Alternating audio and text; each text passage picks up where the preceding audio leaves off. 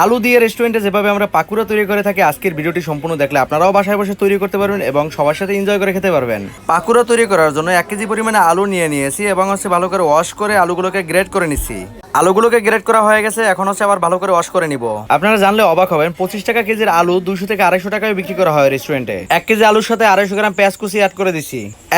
8 থেকে 10টা কাঁচামরিচ কুচি, সাথে অ্যাড করে দিচ্ছি ধনিয়া পাতা। 50 গ্রাম ধনিয়া পাতা অ্যাড করার পরে 8 টেবিল চামচ পরিমাণে এখানে বেসন অ্যাড করে দিচ্ছি। সাথে আমরা 5 টেবিল চামচ পরিমাণে কর্নফ্লাওয়ার অ্যাড করে দিচ্ছি। কর্নফ্লাওয়ার দেওয়ার কারণে মচমচে ভাবটা থাকবে, সেই জন্য অ্যাড করে দিচ্ছি। আর আপনাদের বাসায় যদি কর্নফ্লাওয়ার না থাকে সেই ক্ষেত্রে চালের গুঁড়ো অ্যাড করে দিতে পারেন। এখন অ্যাড করে দিচ্ছি 1.5 টেবিল চামচ পরিমাণে গরম মশলা। সাথে অ্যাড করে দিচ্ছি হলুদের গুঁড়ো 1 টেবিল চামচ পরিমাণে।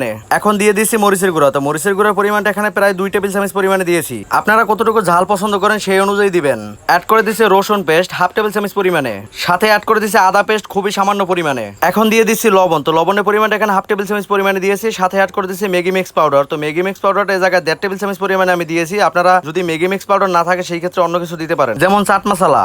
এখন সবকিছুকে একসাথে ভালো করে মিক্স করে নিচ্ছি। সাথে এখন সামান্য পরিমাণে ব্ল্যাক পেপার অ্যাড করে দিচ্ছি। কে কোন জেলা থেকে আমার ভিডিওটি দেখছেন অবশ্যই কমেন্টের মাধ্যমে লিখে যাবেন। আর এর পরবর্তীতে কি রেসিপি চান সেটিও কমেন্টে লিখে যাবেন। মিক্স করেছি, মিক্সটা দেখেন একদম বেশি নরমও না আবার বেশি শক্তও না, এভাবে রাখবেন, সেই ক্ষেত্রে খুব দারুণ হবে। তেলটাকে হিট দিয়ে রাখছিলাম, এখন পাকুড়াগুলোকে তৈরি করে নিব। তেলের হিটটা 180 ডিগ্রি রেখে 4 থেকে 5 মিনিট ফ্রাই করে নেওয়ার পরে দেখতেই পাচ্ছেন কত সুন্দর হয়েছে।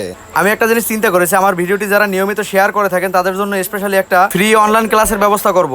এই বিষয়টি কেমন হয় অবশ্যই কমেন্টে লিখে যাবেন। আর এখন আমাদের পাকুড়াটা রেডি হয়ে গেছে। উপর থেকে আমি কিছু পরিমাণে চাট মশলা ছিটিয়ে দিচ্ছি।